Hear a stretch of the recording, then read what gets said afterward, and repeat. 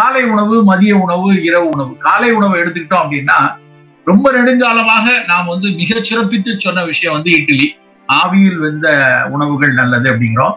குழந்தைகளா இருக்காங்க, வளர்ற குழந்தைகளா இருக்காங்க, வாலிப வயது ஒரு 18-20 வயது வரைக்கும் அவங்க நல்ல இட்லி, தோசைன்னு ஆவியில் வெந்த அரிசி உணவுகளா எடுக்கும். ஆனால் 35 வயது 40 வயதுக்கு மேல இருக்கிற ஆளுங்க தினம் நான் இட்லி முளாப்பிடிக்கு எண்ணெய் விட்டுதான் சாப்பிடுவேன், சாம்பார் இட்லி தான், ஒரு நாளைக்கு காலையில 5 இட்லி சாப்பிடுவேன், பொங்கல் சாப்பிடுவேன், கூட ஒரு வடை வச்சுப்பேன், கொஞ்சம் பூரி கிழங்கு இருந்தா எடுப்பேன்னு நம்ம தினம் எடுத்தோம்னா அதுவும் நமக்கான ஆரோக்கிய கேடுதான்.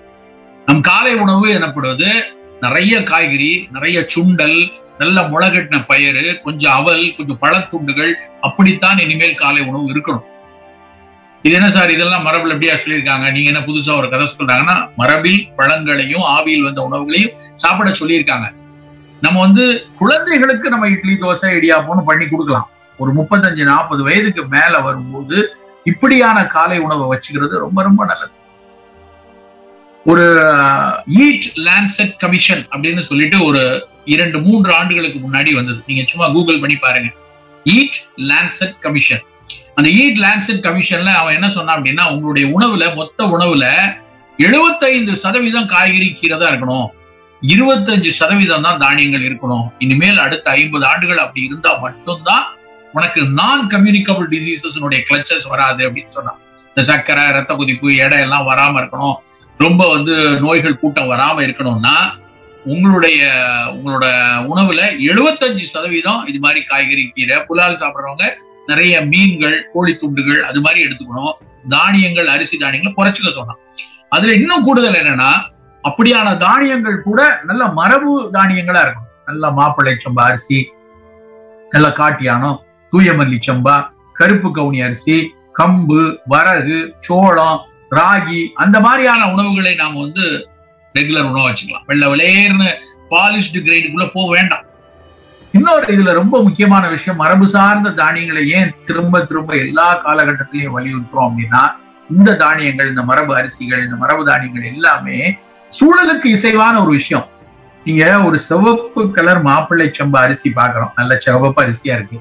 அதுல இருக்க சிகப்பு நிறத்துக்காக இந்த சுற்றுச்சூழல் எவ்வளவு உழைக்குது தெரியுமா?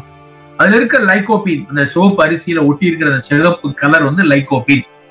கருப்பு அரிசியில இருக்கக்கூடிய அந்த கருநீல நிறம் அல்லது கரு நிறத்துல இருக்கக்கூடிய அந்த தாவர உட்பொருளின் பேர் ஆந்தோசைனின்ஸ். அந்த ஆந்தோசைனின்ஸ், லைகோபின்லாம் அந்த அரிசியில சேர்றதுக்கு அந்த தாவரத்தினுடைய வேர் முடிச்சுகள்ல இருக்கக்கூடிய ஏராளமான பூஞ்சைகளும் அந்த மண்ணில் இருக்கக்கூடிய நுண்ணுயிரிகளும் கடுமையாக உழைத்தால் மட்டும்தான் இந்த கதிருக்குள்ள, அந்த தானியத்துக்குள்ள அந்த நிறமிச்சத்தை கொண்டு போய் சேர்க்க முடியும். நாம புற்றுநோய் வராமல் இருக்க, நமக்கு பல நோய்கள் வராமல் இருக்க, நமக்கு செல்களில் அழிவு ஏற்படாமல் இருக்க, நமக்கு செல்களுக்கு இடையில் ஆக்சிஜன் கூறுகள் போய் இருந்து அதனால் ஏற்படக்கூடிய செல் அழிவை தடுப்பதற்கு ஒரு ஃப்ரீ ராடிக்கல் ஸ்கேவெஞ்சிங் பண்ணுவதற்கான உழைப்பை நம் கண்ணுக்கு தெரியாமல் நம்முடைய வேர், தாவரத்தினுடைய வேர் முடிச்சுகள்ல இருக்கக்கூடிய பூஞ்சையும் நுண்ணுயிரியும் செய்து அப்படின்னா நம்மலாம் அதையெல்லாம் போற்றி வணங்கணுமா வேண்டாமா? ஆனா நாம கொண்டு போய் அதுல டிஏபி உரத்தை போடுறேன், பூச்சிக்கொல்லியை போடுறேன், அதை பண்ணா அந்த உரங்கள்ல போடும்போது அவையெல்லாம் அழியும் போது நமக்கு அந்த ஒரு பக்கம் அந்த சூழலில் ஒரு ஈகாலஜிக்கல் இம்பேலன்சஸ் உருவாகும். நண்பர்களை நல்லா புரிந்து கொள்ளணும், எல்லாவற்றிற்குள்ளேயும் ஒரு ஒற்றுமை இருக்கு. நாம நல்ல உணவை தேர்ந்தெடுக்க சூழலுக்கு இசைவான உணவை தேர்ந்தெடுக்க நம் உடல் உறுதியாகிறது, அந்த சூழலும் சிறப்பாக இருக்கிறது. புதிய தொற்றுயிர்கள் வரல, அப்படியே ஒருவேளை தொற்றுயிர்கள் வந்தாலும் அது உடலை நம்ம எந்த விதத்திலும் தீங்கு செய்யாது. அப்ப நல்ல உணவு எனப்படுவது வாய்க்கு ருசியானது மட்டும் அல்ல, மனதுக்கு களிப்பாக இருப்பது மட்டும் அல்ல, உடலை தேற்றுவதும் இந்த மண்ணுக்கு சீராக இருப்பதும் தான். இதுல நம்ம ஒரு விஷயத்தை கவனிக்கணும். தமிழ் சமூகம் உணவெனப்படுவதுன்னா என்ன, டிஃபைன் ஃபுட் அப்படின்னு சொல்லி கூகுள் பண்ணி பாருங்க, பல விஷயங்கள் வரும். உலகம் முழுக்க உணவுன்னா ஹை கலோரியா இருக்கணும், இது மாதிரி தெரபியூட்டிக் இருக்கணும், ஃபங்க்ஷனலா இருக்கணும், நியூட்ரிட்டிவா இருக்கணும், பல டிஃபரன்ஷியேட் இருக்கு. 2000 வருஷத்துக்கு முன்னாடி நம்ம தமிழ் சமூகம் சொல்லியிருக்கு, உணவெனப்படுவது நிலத்தோடு நீரே. அவ்வளவுதான்.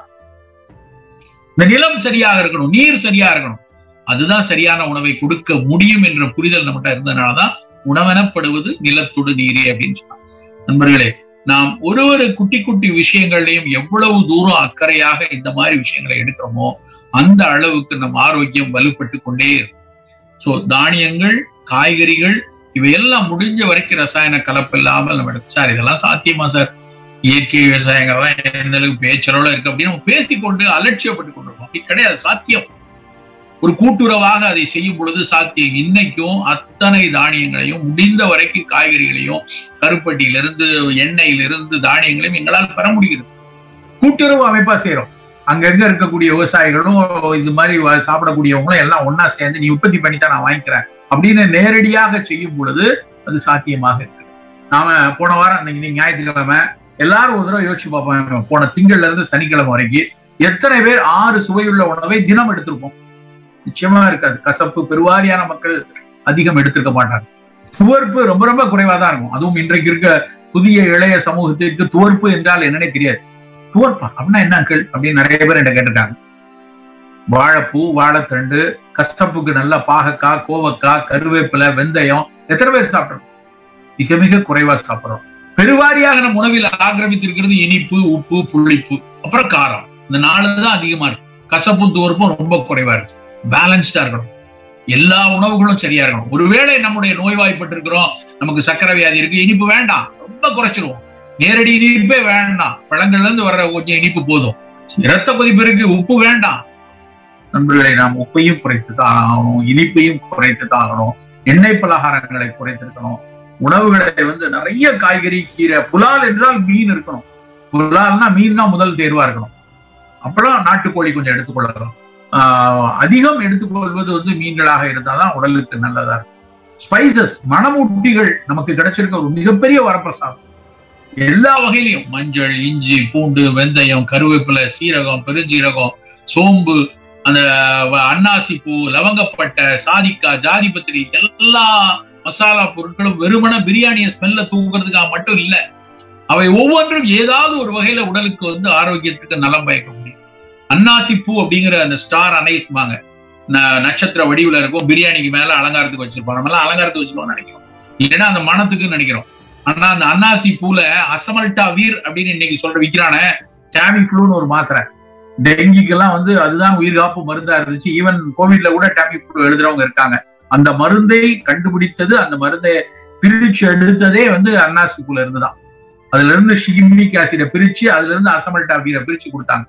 மஞ்சள் அதுல இருக்கக்கூடிய அந்த குர்குமினாய்டு லங்ல இருக்கக்கூடிய ஒரு இன்டஸ்டிஷியல் இதுல நடக்கிற இன்ஃப்ளமேஷன், அதுல இருக்கக்கூடிய சைட்டோகைன் ஸ்டார்ம்ல எவ்வளவு தூரம் அதை கட்டுப்படுத்துறதெல்லாம் இன்னைக்கு ஆர்டிகிள் வராங்க. நம்ம அதை மாத்திரையா வர்றது, அதை ஒரு தெரப்பியூட்டிக் வேக்சினா வர்றதெல்லாம் பின்னாடி இருக்கட்டும். நம்ம உணவுல அன்றாடம் கொஞ்சம் மஞ்சளை எடுத்துக்கொள்ளுங்க. புற்றுநோய்கள்ல இருந்து தொற்று நோய்கள் வரைக்கும் அத்தனைக்கும் பயன்படக்கூடிய ஒரு விஷயமா இன்னைக்கு மஞ்சள் ஆகி. மிளகு பல நேரம் அதை ஒரு சளிக்கு போக்கும், ஒரு அலர்ஜி போக்கும் தான் நம்ம நினைச்சிட்டு இருந்தோம். ஆனா அது ஒரு மிகப்பெரிய பயோ என்ஹான்சர். ஒரு மருந்தோட இன்னொரு உணவோட மிளகுத்தூள் சேரும் போது அந்த சேரக்கூடிய உணவினுடைய தெரப்பியூட்டிக் பெனிஃபிட்டை உடலுக்குள்ள சேர்க்கக்கூடிய ஆற்றல் மிளகுக்கு அதிகம். அதாவது உடம்புக்குள்ள பல பேரியர்ஸ் இருக்கு. நம்ம சாப்பிடக்கூடிய உணவுல சில சத்துக்கள் மட்டும்தான் உடல் வழியாக உறிஞ்சப்பட வேண்டும் அப்படின்னு ஒரு இயற்கை கட்டமைப்பு இருக்கு. மருந்து போனா கூட அது உட்கிரகிக்கிறதுக்கான அமைப்பை உருவாக்குறது மிளகுதான் என்று கண்டறிந்து சொல்றாங்க. இன்னைக்கு பல நவீன மருந்துகளை, பல நவீன மருந்து சிரப்ஸ்ல அந்த மருந்து நல்லா உட்கிரகிக்கப்படணும் அப்படிங்கிறதுக்காக மிளகை சேர்க்கக்கூடிய விஞ்ஞானம் கூடியிருக்கிறது. பயோ என்ஹான்சர் அப்படிங்கிறதுனால நாம சாப்பாடுல அழகா வீட்டுல அம்மா ஒரு 1/2 டம்ளர் பால்ல கொஞ்சம் மஞ்சத்தூளும் மிளகு தூளும் போட்டு கொடுப்பாங்க. காய்கறி மேல மிளகு தூளை தூவி கொடுப்பாங்க.